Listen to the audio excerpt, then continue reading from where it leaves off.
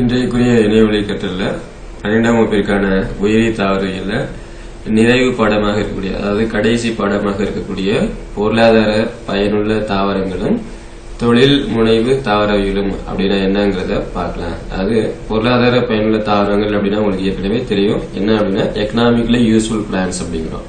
அதாவது இந்த பொருளாதார ரீதியா எந்தெந்த தாவரங்கள் மனிதர்களுக்கு பயன்படுது அப்படிங்கறத பத்தி படிக்கிறதா பொருளாதார பயனுள்ள தாவரங்கள் அப்படிங்கிறது. அதே நேரத்தில் இந்த பொருளாதார பயன் அப்படிங்கிற வார்த்தையை நம்ம சேர்க்கும் போதே என்ன தெரியணும் அப்படின்னு சொன்னா, இது வந்து என்டர்பிரினர்ஷிப் பார்ட்னு சொல்லக்கூடிய தொழில் முனைவு தாவரவியலுக்கும் வழிவகுக்குன்னு சொல்லுவோம். ஏன்னா இந்த பொருளாதார பயனுள்ள தாவரங்கள் மூலமாக ஏற்றுமதி இறக்குமதி பண்றதுனால நிறைய லாபங்களை சம்பாதிக்க முடியும். ஒரு புதிதாக படித்து முடித்துவிட்டு வேலை இல்லாம இருக்கிறவங்க இந்த மாதிரி தொழில்கள் ஆரம்பிப்பதற்கும் உதவி செய்யக்கூடியதா இருக்குது. அந்த மாதிரி பயிர்கள் என்னென்ன இருக்குது, அந்த மாதிரி தாவரங்கள் என்னென்ன இருக்குது, என்னென்ன தாவரங்கள் ஏற்றுமதி இறக்குமதி மதிப்புடையதா இருக்குது அப்படிங்கறத படிக்கிறதுக்கு பேர் தான் தொழில் முனைவு தாவரவியல் அப்படிங்கிறது. இப்ப முதலாவது என்ன தெரியணும் அப்படின்னா, பொருளாதார பயனுள்ள தாவரங்கள் என்னன்னு தெரிஞ்சாதான் அதை வச்சு என்ன செய்வோம், பிசினஸ் பண்ண முடியும். அதாவது தொழில் ஏதாவது ஆரம்பிக்க முடியும். அப்ப தொழில் ஆரம்பிக்கிறவங்களுக்கு பேர் தான் என்டர்பிரினியர் அப்படின்னு பேர், தொழில் முனைவோர்னு பேரு. அது சம்பந்தப்பட்ட தாவரவியலையும் இந்த பாடப்பகுதியில முதலாவது நம்ம பார்க்கலாம். ஆரம்ப காலத்துல இருந்து எப்ப நாகரிகம் அப்படின்னு ஒண்ணு உருவாச்சோ, மனிதர்கள் தோன்றிய காலம் முதலாகவே மனிதர்கள் யாரை நம்பி வாழ ஆரம்பிச்சான் அப்படின்னு சொன்னா, தாவரங்களையும் விலங்குகளையும் சார்ந்துதான் வாழ வேண்டியதா இருக்குது. ஏன்னா இது இல்லைன்னா அவனுக்கு உணவுங்கிறதே கிடையாது. அப்ப இந்த பாடத்துல நம்ம என்ன தெரிஞ்சுக்கணும் அப்படின்னா, பல்வேறு உணவு தாவரங்களுடைய தோற்றம் என்ன, அதாவது அது விளையக்கூடிய இடம் என்ன, இடம் அதனுடைய பயன்பாடு என்ன அப்படிங்கறத ஒரு அறிவை பெறுவதற்காகவும், இது தவிர நறுமண பொருட்கள் நிறைய இருக்கு. பொதுவாக ஏலக்காய் இந்த மாதிரி இருக்கக்கூடிய நறுமண பொருட்கள் நிறைய இருக்கும். அந்த நறுமண பொருட்களை சுவையூட்டிகளையும் அவருடைய பயன்களை பற்றி தெரிஞ்சுக்கிறதும், இது தவிர நார்கள், மரக்கட்டைகள், காகிதம் மற்றும் சாயம் தரக்கூடிய தாவரங்களுடைய பலன்களை வெளிப்படுத்துறதும் இந்த பாடத்துடைய கற்றல் நோக்கமா இருக்குது. குறிப்பா நமக்கு என்ன தெரியணும் அப்படின்னா, இன்றைய காலகட்டங்கள்ல பாத்தீங்கன்னா இங்கிலீஷ் மெடிசன் சொல்லக்கூடிய அலோபதி மருத்துவம் அப்படிங்கிறது நிறைய வகையில சக்சஸ்ஃபுல்லா இல்ல. நிறைய தீய விளைவுகளை, பக்க விளைவுகளை ஏற்படுத்துதுன்னு கேள்விப்பட்டிருப்போம். எல்லாருமே உணவு முறைகளை ஆரம்பிச்சு எல்லாமே ஆர்கானிக் முறைக்கு மாறிட்டு இருக்கோம். அதாவது நாட்டு மருந்துகளுக்கெல்லாம் மாறிட்டு இருக்கோம். அப்படி பாக்குறப்ப மூலிகை தாவரங்கள் நிறைய இருக்குது. அந்த மூலிகை தாவரங்களுடைய செயலாக்க மூல மருந்து என்ன அப்படிங்கறத தெரிஞ்சுக்கிறதும், அது எந்தெந்த நோய்களுக்கு சரி பண்றதுக்காக பயன்படுத்துறோம் அப்படிங்கிற ஒரு அறிவை பெறவும் இந்த பாடப்பகுதி கொடுக்கப்பட்டிருக்குது. இது தவிர கடைசியா சொல்ல போறோம் அப்படின்னா, இயற்கை வேளாண்மை அப்படிங்கிறது இன்னைக்கு ஒரு மிக அவசியமான ஒன்றா இருக்குது. சோ அந்த இயற்கை வேளாண்மையை பத்தி நமக்கு விழிப்புணர்வு ஏற்படுத்துவர் யார் அப்படின்னா, இயற்கை விஞ்ஞானி கோ. நம்மாழ்வாரை பத்தி சொல்லுவோம்.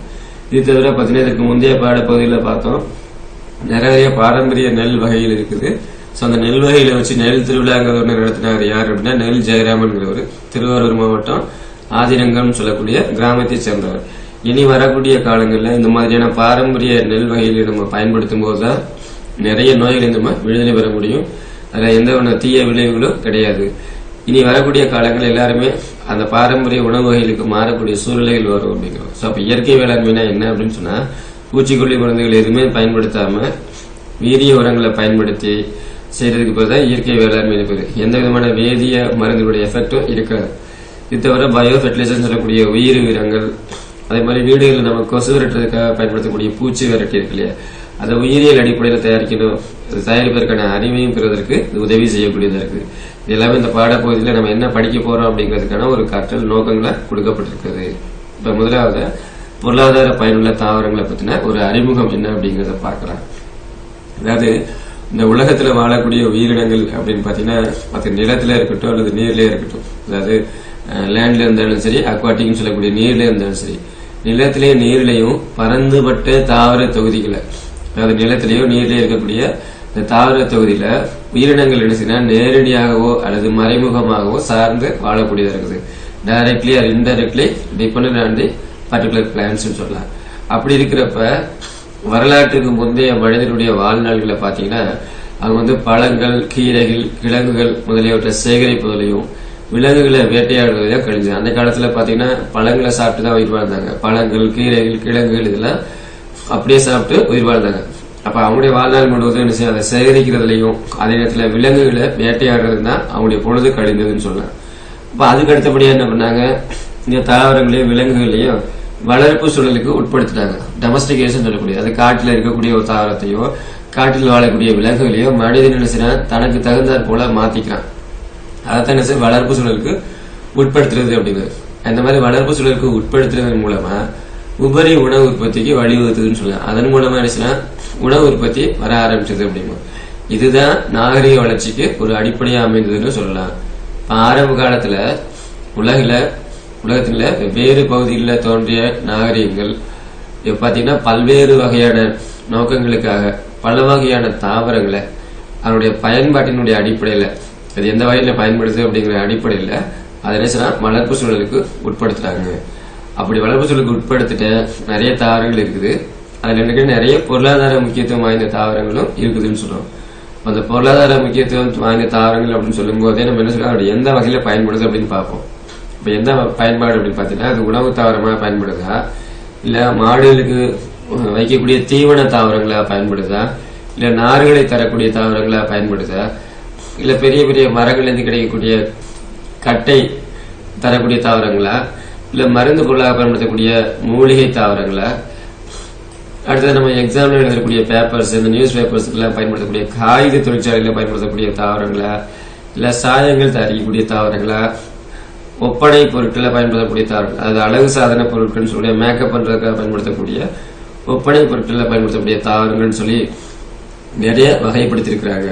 இப்ப நம்ம சொல்லக்கூடிய வகைகள் எல்லாமே ஒவ்வொரு வகையிலையும் என்னென்ன தாவரங்கள் பொருளாதார முக்கியத்துவம் வாய்ந்திருக்குதோ அதுல செலக்டடா ஒரு தேர்ந்தெடுக்கப்பட்ட ஒரு சில தாவரங்கள் இந்த பாடப்பகுதியில கொடுக்கப்பட்டிருக்கிறது.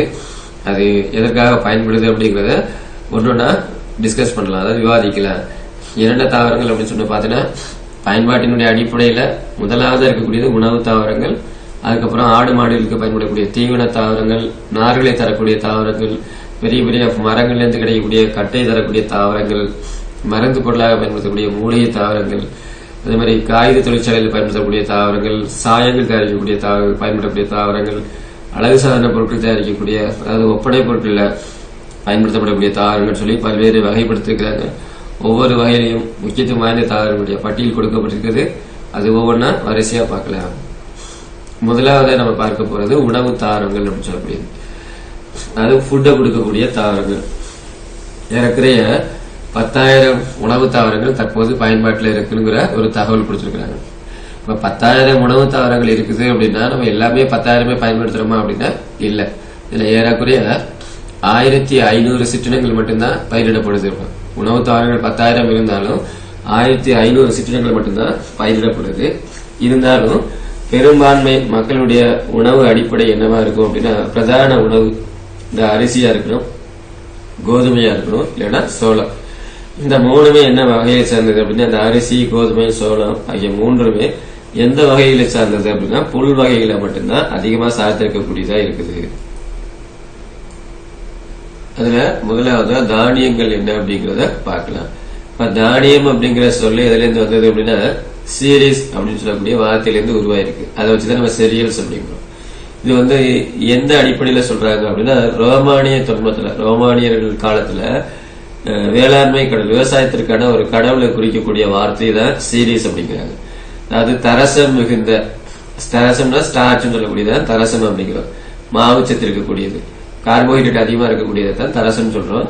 இந்த தரசம் சொல்லக்கூடிய ஸ்டார்ச் மிகுந்த உண்ணக்கூடிய விதைகளுக்காக வளர்க்கக்கூடிய எல்லா தானிய வகையிலுமே எந்த குடும்பத்தை சார்ந்தது அப்படின்னு கேட்டாங்கன்னா 1 மார்க்ல கேட்கலாம். போயேசி புல் குடும்ப தாவரங்கள் ஆகும். இந்த குடும்பத்துடைய பெயர் என்ன அப்படின்னா ஓஏசி எனப்படக்கூடிய ஒரு வகையான புல் குடும்ப தாவரங்கள் தான். அது தானியம்ங்கிற சொல் சீரியஸ் அப்படின்னு சொல்லக்கூடிய வார்த்தையிலிருந்து உருவானதான் தானியம்ங்கிற வார்த்தையை. இது ரோமானிய தர்மத்துல இது யாரை குறிக்கும் அப்படின்னா விவசாயத்திற்கான ஒரு கடவுள், அந்த வேளாண்மை கடவுளை குறிக்கக்கூடியதா இருக்குது. குறிப்பா ஸ்டார்ச் சொல்லக்கூடிய தரசம் மிகுந்த உண்ணக்கூடிய விதைகளுக்காக வளர்க்கக்கூடிய எல்லா தானிய வகைகளுமே என்னது அப்படின்னா போயேசின்னு சொல்லக்கூடிய ஒரு குடும்பத்தை சார்ந்தது. இது எல்லாமே புல் குடும்ப தாவரங்கள் தான். சரி, எத்தனையோ உணவுப் பொருட்கள் இருக்கும்போது இந்த தானியங்கள் மட்டும் ஏன் உணவு தாவரங்கள்ல ரொம்ப முக்கியத்துவம் பெறுது அப்படிங்கறதுக்கான காரணங்கள் என்ன அப்படிங்கறத பார்க்கலாம். அதாவது தானியங்கள் என்ன காரணத்தினால உணவு தாவரங்கள்ல முக்கியத்துவம் பெறுகிறது அப்படின்னு கேட்கலாம். முதலாவது பாத்தீங்கன்னா இது தானியங்கள் ஏன் உணவு தாவரங்கள்ல முக்கியத்துவம் பெறுது அப்படின்னா முதல் காரணம் எவ்வகை வளர் சூழலுக்கும் ஏற்ப வெற்றிகரமாக தகவமைத்துக் கொள்ளும் தன்மை அப்படிங்கிறது. அது எப்படிப்பட்ட வளர்க்கக்கூடிய சூழ்நிலையா இருந்தாலும் அந்த சூழ்நிலையை அடாப்ட் பண்ணி போகக்கூடிய தன்மை அதுக்கு இருக்கு. அதுதான் காலனைசேஷன் சொல்லக்கூடியது. அந்த தன்மை இருக்கிறதுனால இது முக்கியத்துவம் வாய்ந்ததா இருக்குது. அடுத்ததா பாத்தீங்கன்னா, இந்த தானியங்கள் ஏன் உணவு தரங்களை முக்கியத்துவம் பெறுறதுக்கான இன்னொரு காரணம் என்ன அப்படின்னா, பயிரிடுவது ரொம்ப ரொம்ப சுலபம். எளிதில் பயிரிடலாம். அதுக்கு அடுத்தபடியா பாத்தீங்கன்னா, மூணாவதா சொல்லக்கூடிய காரணம் என்ன அப்படின்னா, அடி கிளைத்தல் அப்படின்னு சொல்லக்கூடிய டில்லர்ஸ் அப்படிமோ, அதாவது அடி கிளைத்தல் செய்யக்கூடிய தன்மையினால ஒரு குறிப்பிட்ட நிலப்பரப்புல என்ன செய்யும் அப்படின்னா அதிக விளைச்சல் நமக்கு கிடைக்கும். அது அதிக அடி கிளைத்தல் செய்யக்கூடிய தன்மை இருக்கிறதுனால ஒரு குறிப்பிட்ட நிலப்பரப்புல அதிக விளைச்சல் கிடைக்க செய்வது ஒரு மூன்றாவது காரணமா இருக்குது. நான்காவது காரணம் என்ன அப்படின்னா, நன்கு செறிந்த அதே நேரத்தில் அந்த உலர்ந்த தானியங்களை எவ்வித சேதமும் இல்லாம எளிதில் கையாள முடியும். அதே நேரத்தில் கையாளுறது மட்டும் இல்ல, ஒரு இடத்துல இன்னொரு இடத்துக்கு கொண்டு போறது ரொம்ப ஈஸி. அதே மாதிரி குடோன்கள்ல கொண்டு போய் சேமித்து வைப்பது, சேமிப்பு கிட்டங்கன்னு சொல்லக்கூடிய குடோன்கள்ல சேமிச்சு வைக்கிறதும் ரொம்ப சுலபம். அது செறிந்த இந்த உலர்ந்த தானியங்களை எவ்வித சேதமும் இல்லாம, சில இடங்களை பார்த்தீங்கன்னா தானியங்கள் சேதம் ஏற்படும். அப்படி சேதம் எதுவும் ஏற்படக்கூடிய வாய்ப்புகள் கிடையாது. ஹேண்டில் பண்றது ரொம்ப ஈஸி, எளிதில் கையாளலாம். ஒரு இடத்துல இந்த இடத்துக்கு கொண்டு போறது ஈஸி, டிரான்ஸ்போர்டேஷனும் ரொம்ப ஈஸி. அதே நேரத்தில் ஸ்டோரேஜ் சொல்லக்கூடியது, சேமித்து வைக்கக்கூடிய திறனும் ரொம்ப சுலபமா பண்ண முடியும். குடோன்களை கொண்டு போய் சுலபமாக சேமித்து வைக்கவும் முடியும். அடுத்ததான் இந்த உணவுப் பொருள்ல கிடைக்கக்கூடிய ஆற்றல் பாத்தீங்கன்னா உயர்ந்த கலோரி மதிப்பு இருக்கக்கூடிய ஆற்றலை கொடுக்கக்கூடியதா இருக்குது. இந்த காரணங்களாலதான் உணவு தாவரங்கள்ல இது முக்கியத்துவம் பெறுகிறது. எது அப்படின்னா, தானியங்கள் உணவு தாவரங்களில் முக்கியத்துவம் பெறுவதற்கான காரணங்கள் அப்படின்னு கேட்டீங்கன்னா இந்த 5 காரணங்களை நம்ம குறிப்பிடணும்.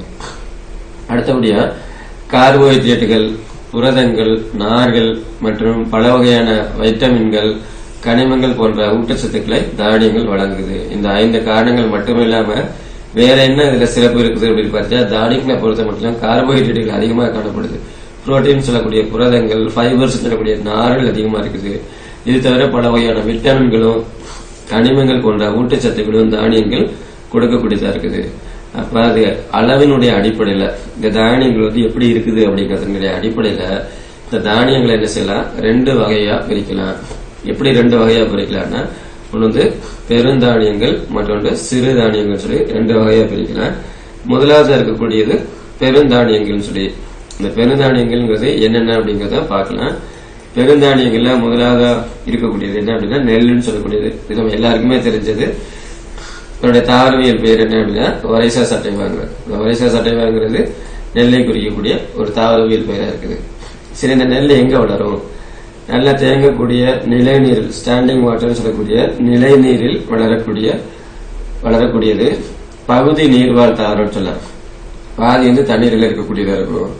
அது தேங்கக்கூடிய நிலைநீர்ல வளரக்கூடிய பகுதி நீர்வாழ் தாவரம் சொல்லலாம். இந்த ஆங்கிலத்தில் சொல்லும் போது செமி அக்வாட்டிக் பிளான்ட்னு சொல்லலாம். சரி, இந்த நெல் எப்படி இருக்குன்னா முக்கியமான உணவு பயிரா இருக்குது. இது பயிரிடுறதுலயும் உற்பத்திலையும் இது கோதுமைக்கு அடுத்தபடியாக எத்தனாவது இடத்துல இருக்குது அப்படின்னு பாத்தீங்கன்னா 2வது இடத்துல இருக்குது. அப்ப முதலாவது இடம் யாருக்கு தான் கொடுக்குறோம் அப்படின்னா கோதுமைக்கு தான் கொடுக்குறோம். ஆனா நெல்லுங்கிறது 2வது இடத்துல தான் இருக்குது. எதன் அடிப்படையில் சொல்லணும்னா, எந்த அளவுக்கு பயிரிடப்படுகிறது, எவ்வளவு உற்பத்தி ஆகுதுங்கிறத பொருத்தப்பட்டுள்ள கோதுமை முதலாவது இடத்திலையும் அடுத்தபடியாக அந்த நெல்லானது 2வது இடத்தையும் பெற்று காணப்படக்கூடியதா இருக்குது. அடுத்ததான் நமக்கே தெரியும், நெல்லில முக்கியமா இருக்கக்கூடிய ஊட்டச்சத்துன்னு பாத்தீங்கன்னா என்ன இருக்கு, கார்போஹைட்ரேட் தான் அதிகமா இருக்குது. அது தரசம் சொல்லக்கூடிய மாவு பொருளை வழங்கக்கூடிய கார்போஹைட்ரேட் வழங்கக்கூடிய ஒரு முக்கிய ஆதாரமா என்ன இருக்குது அப்படின்னு சொன்னா அரிசி இருக்குதுன்னு சொல்லலாம். சரி, அந்த அரிசியினுடைய தோற்றம் மற்றும் விளையும் இடம், இது எங்க உருவாகுது, எப்படி தோன்றுது, எப்படி விளையுது அப்படிங்கறத பார்க்கல. நெல்லினுடைய தோற்ற மையம் சொல்லும் போது குறிப்பா எதை சொல்றாங்கன்னா சவுத் ஈஸ்ட் ஏசியான்னு சொல்லக்கூடிய தென்கிழக்கு ஆசிய நாடுகளை உதாரணமா சொல்ல முடியும். குறிப்பா சீனா, இந்தியா, தாய்லாந்து போன்ற நாடுகள்ல நெல் பயிரிட்டதற்கான தொன்மை கால சான்றுகள் கண்டறியப்பட்டிருக்குன்னு சொல்றாங்க. அதாவது நெல்லுங்கிறது பூர்வீகம் அப்படின்னு பாத்தீங்கன்னா தென்கிழக்கு ஆசியான்னு சொல்றாங்க. அப்படி சொல்லும் போது குறிப்பா 2 நாடுகளை குறிப்பிட்டு சொல்ல முடியும் அப்படின்னா சீனா, இந்தியா, அதுக்கு அடுத்தபடியாக தாய்லாந்து போன்ற நாடுகளை சொல்லலாம்.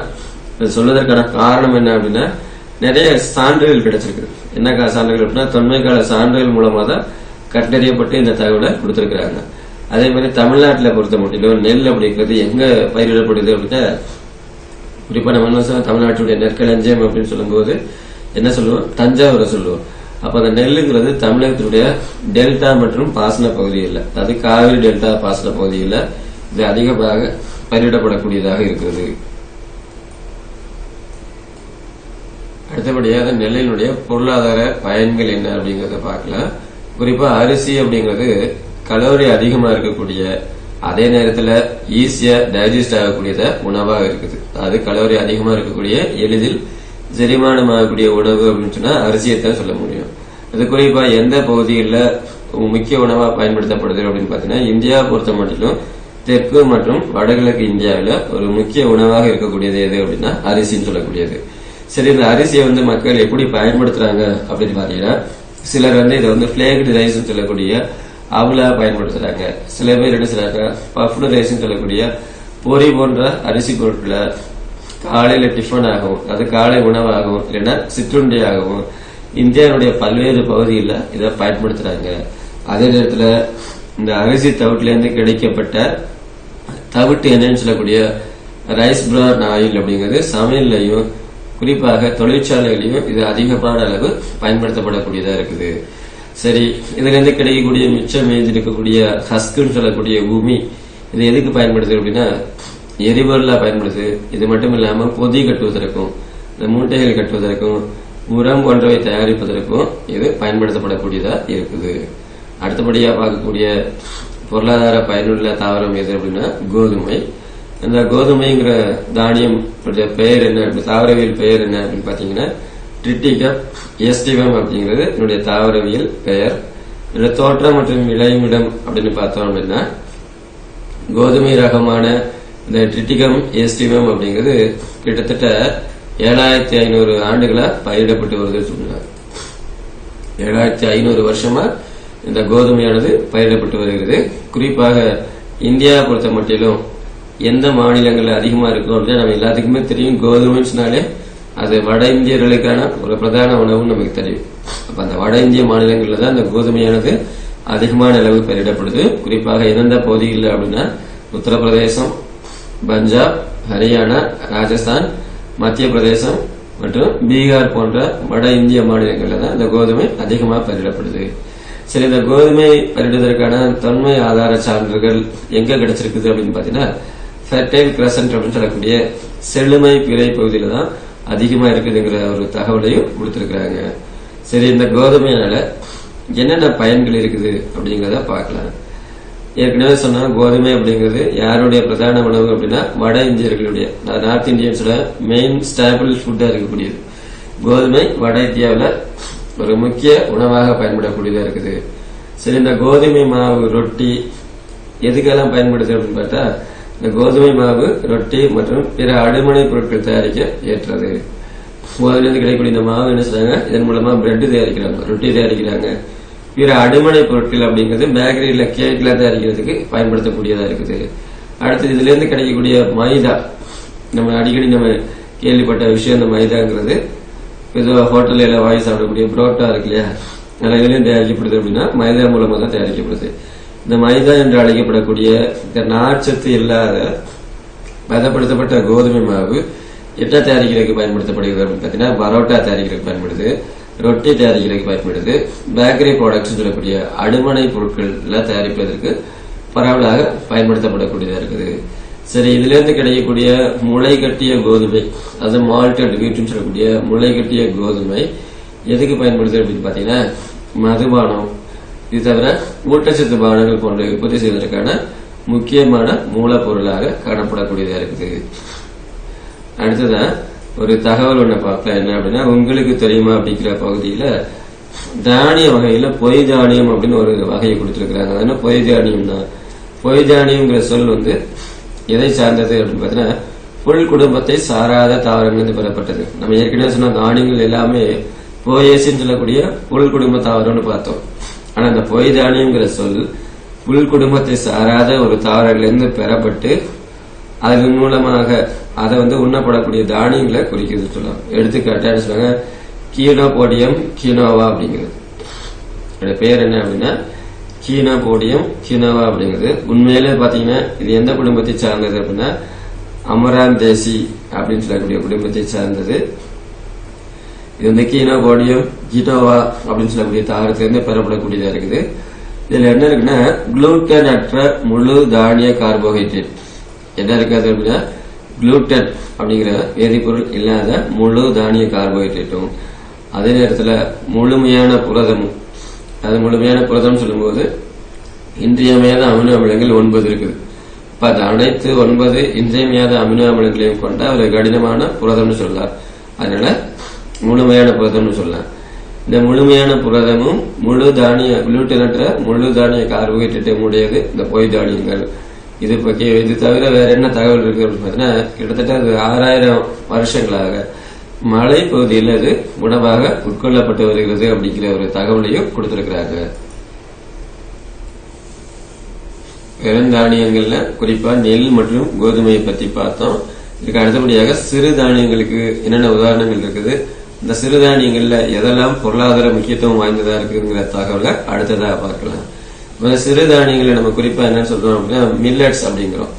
பொதுவா இந்த ஆப்பிரிக்கா மற்றும் ஆசியாவில் பழங்கால மக்கள்னால முதல்ல பயிரிடப்பட்ட சிறிய விதைகள் இது பலவற்றிற்கு சிறுதானியங்கள் அப்படிங்கிற சொல்லுதான் பயன்படுத்தப்படுது. அப்படின்னு எங்கே அப்படின்னு பாத்தீங்கன்னா ஆப்பிரிக்கா மற்றும் ஆசியாவில் பழங்கால மக்கள்னால பயிரிடப்பட்ட சிறிய விதைகளுக்கு தான் சிறுதானியங்கிற சொல் பயன்படுத்தப்படுது. இது என்ன செய்யும் அப்படின்னு பாத்தீங்கன்னா தரச புரச பசையற்ற குளூட்டன், அதான் குளூட்டன்ங்கிறத தரச புரச பசையற்ற சொல்லுவாங்க. அந்த தரச புரச பசையற்ற குளூட்டன் குறைவான சர்க்கரை அளவு குறியீட்டை கொண்ட தானிய வகைக்கு பேர் தான் மில்லட்னு சொல்லக்கூடிய சிறுதானியங்கள் அப்படிங்கிறோம். குறிப்பா நம்ம கிராமங்களில் இருக்கிறவங்களுக்கு நிறைய தெரியும், சிறுதானியங்களை பத்தி நிறைய கேள்விப்பட்டிருப்பீங்க. கேழ்வரகு, கம்பு, சோளம், வரகு, திணை இப்படிலாம். அதுல முதலாவது நம்ம பார்க்க போறது ஃபிங்கர் மில்லட் அப்படின்னு சொல்லக்கூடிய கேழ்வரகு. அந்த கேழ்வரகுடைய தாவரவியல் பெயர் என்ன அப்படின்னு பாத்தீங்கன்னா எலூசின் கொரகனா அப்படிங்கிறது இதோட தாவரவியல் பெயர். பொதுவாக அந்த கேழ்வரகு அப்படிங்கிறது எங்க இருந்து இந்தியாவுக்கு அறிமுகப்படுத்தப்பட்டது அப்படின்னு கேட்டாங்கன்னா கிழக்கு ஆப்பிரிக்காவிலிருந்து இந்தியாவிற்கு வந்தது. எங்க வந்திருக்குது அப்படின்னா கிழக்கு ஆப்பிரிக்காவிலிருந்து இந்தியாவிற்கு வெகு காலத்திற்கு முன்னாடியே அறிமுகப்படுத்தப்பட்ட பயிர் தான் இது கேழ்வரகு அப்படிங்கிறது. சரி, இந்த கேழ்வரகுல அப்படி என்ன சத்து நிறைஞ்சிருக்குது அப்படின்னு பாத்தீங்கன்னா கால்சியம் சொல்லக்கூடிய சுண்ணாம்பு சத்து நிறைந்து காணப்படக்கூடியதா இருக்குது கேழ்வரகு. சரி, இதனுடைய பயன்கள் என்ன அப்படின்னு பார்த்தோம் அப்படின்னு சொன்னா இந்தியாவில் பல தெற்கு மலை பகுதியில் ஒரு முக்கிய உணவாக இது பயன்படுத்தப்படுது. குறிப்பா கேழ்வரகு அப்படின்னு சொன்னா கிராமங்கள்ல வந்து கேப்பைன்னு கூட சொல்லுவாங்க. இந்த கேழ்வரகு என்ன செய்யலாம், கஞ்சியா பயன்படுத்தலாம் அல்லது கூழாக பயன்படுத்தலாம். ராகி மால்ட்னு சொல்லி நிறைய கடைகள் எல்லாம் விற்கிறாங்க இல்லையா, அந்த ராகி மால்ட் அப்படிங்கிறது ஒரு பிரபலமான ஒரு ஊட்டச்சத்து பானமா இருக்குது. இது தவிர கேழ்வரகு நொதிபானங்கள் தயாரிக்கிறதுக்கு ஒரு மூலப்பொருளாகவும் பயன்படுது. ஏற்கனவே சொன்னோம் கோதுமையும் மதுபானங்கள் தயாரிக்கிறதுக்கு பயன்படுத்தப்படுதுன்னு சொன்னோம். அதே மாதிரி இந்த கேழ்வரகு நொதிபானங்கள் தயாரிக்கிறதுல, அதாவது ஃபெர்மெண்டட் பெவரேஜஸ் சொல்லக்கூடிய நுரைத்தல் வரக்கூடிய நொதிபானங்கள் தயாரிக்கிறதுல மூலப்பொருளாகவும் பயன்படுத்தப்படக்கூடியதா இருக்குது. பொதுவாக கேழ்வரகை பொறுத்த மட்டும் தமிழ்நாட்டில் என்ன செய்யறோம் அப்படின்னா கஞ்சியா பயன்படுத்துறோம், இல்லைன்னா கூழா பயன்படுத்துறோம், இல்லைன்னா ராகி மால்ட் அப்படின்னு சொல்லக்கூடிய ஊட்டச்சத்து பானமாக நம்ம பயன்படுத்திக்கிட்டு இருக்கிறோம். அடுத்ததாக நம்ம பார்க்க போறது சோளம் சொல்லக்கூடியது. இந்த சோளத்தினுடைய தாவரவியல் பெயர் என்ன அப்படின்னா சொர்க்கம் வல்கர் அப்படின்னு சொல்லக்கூடியது இதனுடைய தாவரவியல் பெயர். இதுவும் எங்கிருந்து அறிமுகப்படுத்தப்பட்டது அப்படின்னு பார்த்தோம்னா ஆப்பிரிக்காவிலிருந்து அறிமுகப்படுத்தப்பட்டதா இருக்குது. உலகத்தில் இருக்கக்கூடிய முக்கியமான சிறுதானியங்கள்ல சோளமும் ஒண்ணு. ஆனா கேழ்வரகை ஒப்பிட்டு பார்க்க போது இல்ல கால்சியம் சத்து மட்டும் இல்லாம இரும்பு சத்தும் அதிக அளவுல காணப்படுது. கேழ்வரகுல கால்சியம் சத்து இருக்குன்னு சொன்னோம், ஆனா சோளத்துல கால்சியம் சத்து மட்டும் இல்ல, அதோட இரும்பு சத்தும் அதிகமாக காணப்படுதுங்கிற தகவலும் கொடுத்திருக்கிறாங்க. சரி, இந்த சோளத்தினுடைய பயன்கள் என்ன?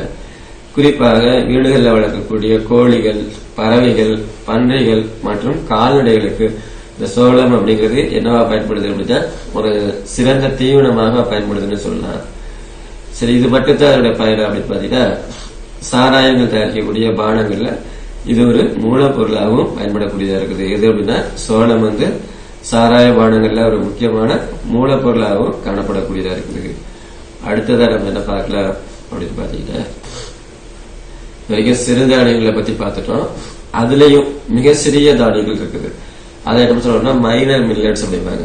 அந்த மைனர் மில்லட்ஸ்ங்கிறது மிக சிறு தானியங்கள்ல பேசிருக்காங்க. அதுல ஃபக்ஸ் இருக்கக்கூடியது என்ன அப்படின்னா முதலாவது இருக்கக்கூடியது ஃபாக்ஸ்டெயில் மில்லட் அப்படின்னு சொல்லக்கூடிய திணை. இதனுடைய தாவரவியல் பெயர் அப்படின்னு பார்த்தா சிட்டாரியா இட்டாலிகா அப்படின்னு பேரு.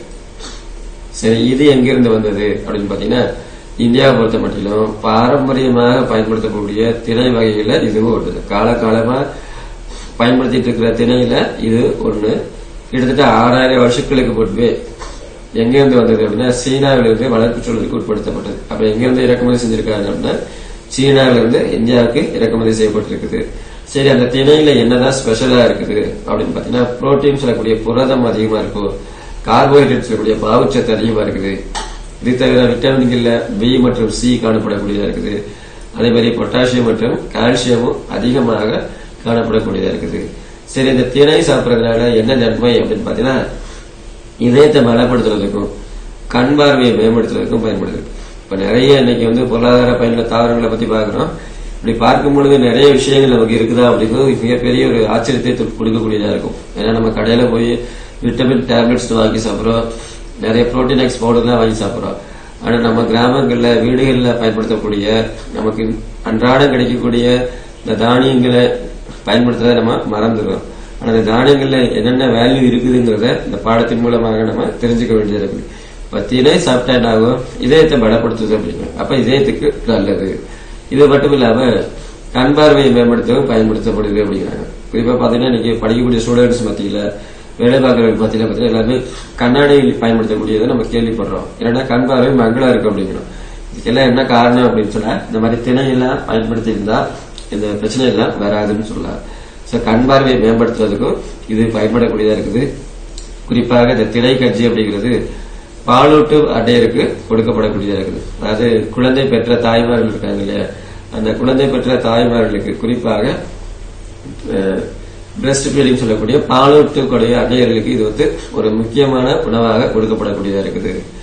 அடுத்தபடியா வரகுன்னு சொல்லக்கூடிய கோடோ மில்லட் என்னங்கிறத பார்க்கலாம்.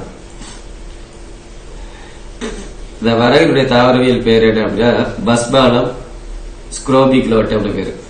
பஸ்பாலம் ஸ்க்ரோபிக்லோட் அப்படின்னு பேரு.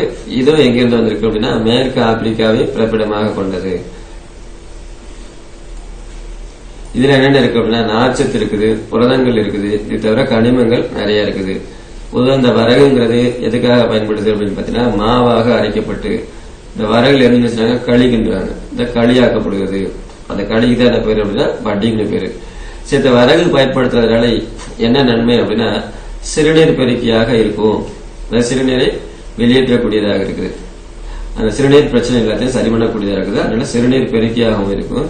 அதே மாதிரி கான்ஸ்டிபேஷன் சொல்லக்கூடிய மலச்சிக்கலை குணப்படுத்துறதுக்கும் உடம்பு குட்டா இருக்கிறவங்க உடல் பருமனை குறைக்கணும்னு சொன்னா இந்த கஞ்சியை பயன்படுத்தினாங்கன்னா இந்த களியை குடிச்சாங்கன்னா அவங்களோட உடல் குறையும். சோ உடல் பருமனை குறைக்கவும் இது மட்டும் இல்லாம ரத்த சர்க்கரை மற்றும் ரத்த அழுத்தத்தை குறைக்கவும் உதவி செய்யக்கூடியதா இருக்கு. குறிப்பா பிளட் சுகர் மற்றும் பிளட் பிரஷர் சொல்லக்கூடிய ரத்த சர்க்கரை மற்றும் ரத்த அழுத்தம் இருக்கிறவங்க இந்த வரகு பயன்படுத்துறாங்க அப்படின்னா ரத்தத்தினுடைய சர்க்கரை அளவு மற்றும் ரத்த அழுத்தம் குறைவதற்கான வாய்ப்புகள் அதிகமா இருக்குது.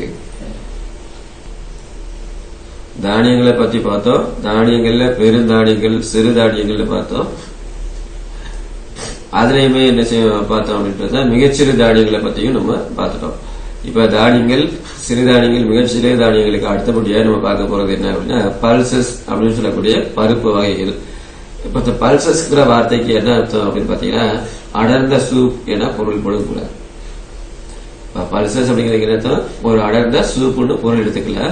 இது லத்தீன் வார்த்தையில இருக்கக்கூடிய பல்ஸ் அல்லது பல்டிஸ் அப்படிங்கிற சொல்ல இருந்து பெறப்பட்டதுதான் பல்சஸ்ங்கிறது. பருப்புங்கிறது எந்த குடும்பத்தை சார்ந்தது அப்படின்னு பாத்தீங்கன்னா ஃபேபேசி குடும்பத்தை சார்ந்தது. இப்ப நெல் கோதுமையை சொல்லும் போது போயேசி குடும்பம்னு சொன்னோம். அதுல ஒரு புல் குடும்ப தாவரம் சொன்னார். பொதுவாக பருப்பு வகைகளை பத்தி நீங்க ஏற்கனவே கேள்விப்பட்டிருப்பீங்க. அது என்ன குடும்ப தாவரமா இருக்கும் அப்படின்னா ஃபேபேசிங்கிற குடும்ப தாவரமா இருக்கும். இந்த ஃபேபேசி குடும்பத்துல இருந்து பெறக்கூடிய விதைகளா இருக்குது. இது உலகத்தில் இருக்கக்கூடிய மக்களுக்கு தேவையான பிளான்ட் பேஸ்டு புரோட்டீன் சொல்லக்கூடிய தாவரசார் புரதம் மற்றும் விட்டமின்கள் மற்றும் கனிமங்களை கொடுக்கக்கூடியதா இருக்குது. இந்த பருப்பு வகையில முதலாவதா பார்க்க போறது உளுந்தம் பருப்புன்னு சொல்லக்கூடிய உளுந்து. இதோட ஆங்கில பெயர் பிளாக் கிராம் அப்படிங்கிறோம். இந்த தாவரவியல் பெயர் என்ன அப்படின்னா விக்னா முங்கோ அப்படிங்கிறது உளுந்தினுடைய தாவரவியல் பெயர். சரி, இந்த உளுந்து உருவான இடம் எங்க, விளையக்கூடிய இடம் என்ன அப்படின்னு பார்த்தீங்கன்னா, இது வந்து இந்தியாவை பிறப்பிடமாக கொண்டது. அப்படிங்கிற இந்தியர்களுக்கு ஒரு மிகப்பெரிய ஒரு பெருமையா இருக்கக்கூடிய உளுந்து இந்தியாவை பிறப்பிடமாக கொண்டதா இருக்குது. தொன்மை தொழில் தாவரவியல் சான்றுகள், அதாவது ஆர்கியோ பொட்டானிக்கல் எவிடன்சஸ் மூலமா பாக்குறப்ப கிட்டத்தட்ட 3500 வருஷங்களுக்கு முன்னாடியே இந்தியாவில் உளுந்து இருந்ததை உறுதி செய்ய முடியுது. இது எங்க பயிரிடப்படும் அப்படின்னா, நன்கு வறண்ட இடங்கள்ல, அதாவது ரெயின்பெட் அப்படின்னு சொல்லக்கூடிய மானாவாரி பயிராக இது பயிரிடப்படுது. குறிப்பா உலகளாவிய உளுந்து உற்பத்தியில இந்தியா பாத்தீங்கன்னா 80% பங்களிப்பை செய்து கொண்டிருக்கிறது. குறிப்பா இந்த உளுந்துங்கிறது இந்தியாவில் எங்க அதிகமா விளையுது அப்படின்னு பாத்தீங்கன்னா, இந்தியாவில் உத்தரப்பிரதேசம், சத்தீஸ்கர், கர்நாடகா போன்ற மாநிலங்கள்ல இது அதிகமாக பயிரிடப்படக்கூடியதா இருக்குது. சரி, இந்த உளுந்து விதையுடைய பயன்கள் என்ன அப்படின்னு பாத்தீங்கன்னா, இந்த விதைகள் வந்து முழுதாகவோ அப்படியே முழுமையாகவோ அல்லது அதை உடைச்சோ அல்லது ரோஸ்ட் பண்ணி வறுத்தோ அல்லது மாவாக அரைச்சோ நம்ம சாப்பிடலாம். உளுந்து மாவு அப்படிங்கிறது பிரபலமான தென்னிந்திய காலை சிற்றுண்டிகள்ல உணவை தயாரிப்பதற்கான ஒரு முக்கிய பொருளாக பயன்படுத்தப்படுதுன்னு சொல்லலாம். குறிப்பா அந்த உளுந்துங்கிறத எதுக்கு பயன்படுத்துறாங்க எல்லாருக்குமே தெரியும். வீட்டுல வந்து இட்லி தோசை நீங்க சரி பண்ணணும், ரெடி பண்ணணும் அப்படின்னு சொன்னா அந்த மாவு அரைக்கும் போது வச்சுட்டாங்க உளுந்து மாவும் சேர்த்துதான் அரைப்பாங்க. அப்ப அந்த உடைச்ச உளுந்த பருப்பு இந்திய குழம்பு வகையில தாளிக்கிறதுக்கு பயன்படுத்துறாங்க.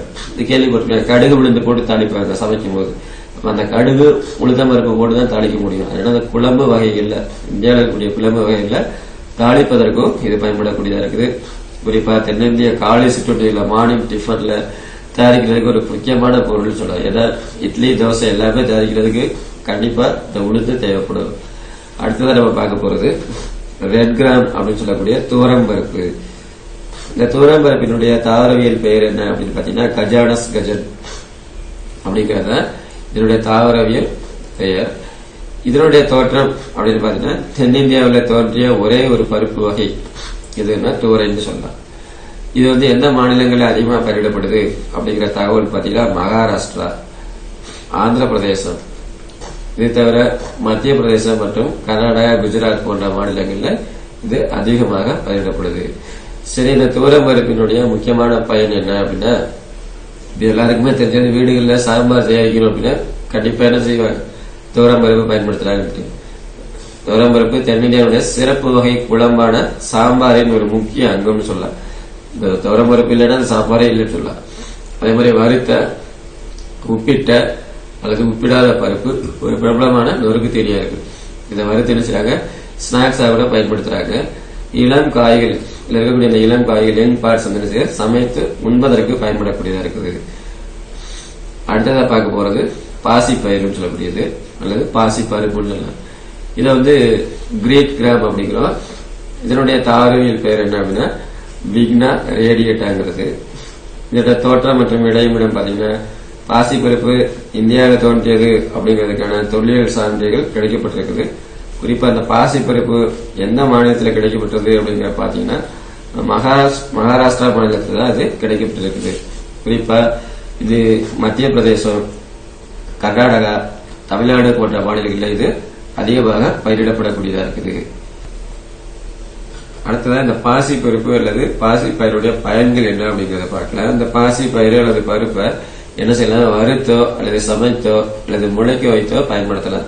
இந்த கிராமங்களில் நம்ம கேள்விப்பட்டிருப்போம். இது என்ன செய்வாங்க அப்படின்னா, அந்த பாசி பயிறு அதே மாதிரி நிறைய விடுதிகள் எல்லாம் என்ன செய்வாங்க, முளை கட்டிய பாசி பயிறு கொடுப்பாங்க, ஒரு பிரதான உணவா கொடுப்பாங்க, ஸ்நாக்ஸ் மாதிரி கொடுக்குறாங்க இல்லையா. இது வந்து முளை கட்டின பாசி பருப்பு அப்படிங்கிறது ரொம்ப நல்லதுன்னு பாசி பயிறு. அது மாதிரி தமிழ்நாட்டை பொறுத்த மட்டும் பிரபலமான காலை உணவான பொங்கல் தயாரிக்கிறாங்க இல்லையா, இந்த வெண்பொங்கல் இந்த மாதிரி எல்லாம் தயாரிக்கிறதுக்கு முக்கியமான ஒரு பொருளா இருக்கக்கூடியது பாசி பயிறு அல்லது பாசி பருப்பு.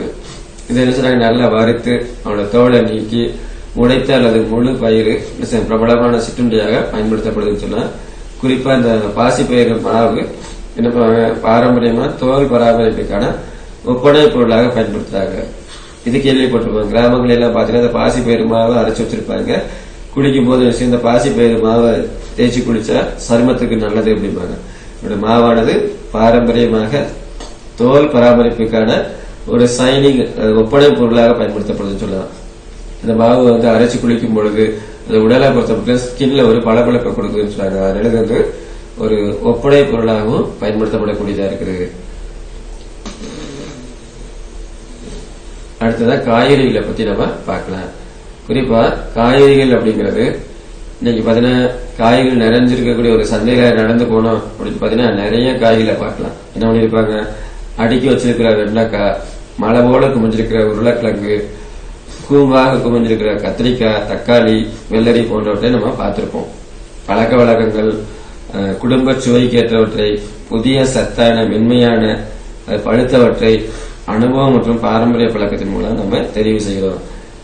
அதுல இருந்து சொல்ல வர கருத்து என்ன அப்படின்னா, நம்ம ஏன் காய்கறிகளை சாப்பிடணும், அந்த காய்கறிகளை சாப்பிடுறதுனால நமக்கு என்ன நன்மை அப்படிங்கிறோம். அது என்ன சொல்ல வர்றாங்க அப்படின்னா, ஒரு சண்டே மார்க்கெட் இருக்கக்கூடிய இடத்துல, ஒரு ஞாயிற்றுக்கிழமை சந்தை இருக்கக்கூடிய இடங்கள்ல நடந்து போறீங்க. ஒரு நடந்து போறப்ப பாத்தீங்கன்னா நிறைய காய்கள் இருக்கிறத பார்க்க முடியும். ஒரு பக்கம் பாத்தீங்கன்னா வெண்டைக்காய் அடுக்கி வச்சிருப்பாங்க, இன்னொரு பக்கம் பாத்தீங்கன்னா உருளைக்கிழங்கு மலை போல குமிச்சு வச்சிருக்காங்க, இன்னொரு பக்கம் கூம்பாக கத்திரிக்காய் குமிச்சு வச்சிருக்காங்க, இன்னொரு பக்கத்துல தக்காளி வெள்ளரிக்காய் குமிச்சு வச்சிருக்காங்க. இதெல்லாம் பார்க்கிறோம். ஆனா எல்லாத்தையும் நம்ம வாங்குறோமா அப்படின்னா, அவரவர்களுடைய பழக்க வழக்கங்கள், அவங்களுடைய குடும்ப சுவைகளுக்கு தகுந்த மாதிரி என்ன காய் வேணுமோ அதைத்தான் நம்ம வாங்குறோம். அது குறிப்பா நல்ல சத்தா இருக்கக்கூடிய, நல்ல மென்மையா இருக்கக்கூடிய பழுத்தவற்றை அவருடைய அனுபவத்தின் மூலமாக பாரம்பரிய வழக்கத்தின் மூலமா நம்ம செலக்ட் பண்றோம். இப்படி எல்லாம் செலக்ட் பண்றவங்க நம்ம ஏன் காய்கறிகளை சாப்பிடணும், அந்த காய்கறிகளை சாப்பிடறதுனால நமக்கு என்ன நன்மை இருக்குது அப்படிங்கறத பார்க்கலாம். காய்கறிகளுக்கு ஆரோக்கியமான உணவுல ரொம்ப ரொம்ப பங்கு இருக்குது. குறிப்பா பொட்டாசியம், நார்ச்சத்துக்கள், போலிக் அமிலம், விட்டமின் ஏ, விட்டமின் இ மற்றும் சி போன்ற பல ஊட்டச்சத்துக்களை உள்ளடக்கியதா இருக்கக்கூடியதா காய்கறிகள் அப்படிங்கிறோம். அப்ப இருக்கக்கூடிய ஊட்டச்சத்துக்கள் என்ன செய்யுது அப்படின்னா, நமது ஆரோக்கியத்தை பராமரிக்கிறதுக்கு ரொம்ப ரொம்ப அவசியமா இருக்குது. அதுல நம்ம முதலாவது பார்க்கக்கூடிய காயினுடைய பெயர் என்ன அப்படின்னா, வெண்டைக்காய் சொல்லக்கூடிய லேடிஸ் ஃபிங்கர். இதனுடைய தாவரவியல் பெயர் என்ன அப்படின்னு பாத்தீங்கன்னா அபில்மஸ்கஸ் எஸ்பிளான்டஸ் அப்படிங்கிறது. இது எந்த குடும்பத்தை சார்ந்தது அப்படின்னா, மால்வேசிங்கிற குடும்பத்தை சார்ந்தது. நீங்க ஏற்கனவே கேள்விப்பட்டிருப்பீங்க, செம்பருத்தி பூ எந்த குடும்பத்தை சார்ந்தது அப்படின்னு பாத்தீங்கன்னா மால்வேசி குடும்பத்தை சார்ந்தது. இந்த வெண்டைக்காய் சொல்லக்கூடிய வெண்டை எங்க பூர்வீகமாக இருந்தது அப்படின்னு பாத்தீங்கன்னா, வெப்பமண்டல ஆப்பிரிக்காவின் பூர்வீகமாக கொண்டதுன்னு சொல்லலாம். இந்தியா பொறுத்த மட்டும் எந்தெந்த மாநிலங்கள்ல அதிகமா பயிரிடப்படுது அப்படின்னு பாத்தீங்கன்னா, அஸ்ஸாம், மகாராஷ்டிரா மற்றும் குஜராத், இந்த 3 மாநிலங்கள்ல தான் இது அதிகமாக பயிரிடப்படுது. குறிப்பா தமிழ்நாட்டை பொறுத்த மட்டும் தமிழகத்துல எந்த பகுதியில் இது அதிகமாக பயிரிடப்படுது அப்படின்னா, கோயம்புத்தூர், தருமபுரி மற்றும் வேலூர் ஆகிய பகுதிகளில் இது அதிகமாக பயிரிடப்படக்கூடியதா இருக்குது.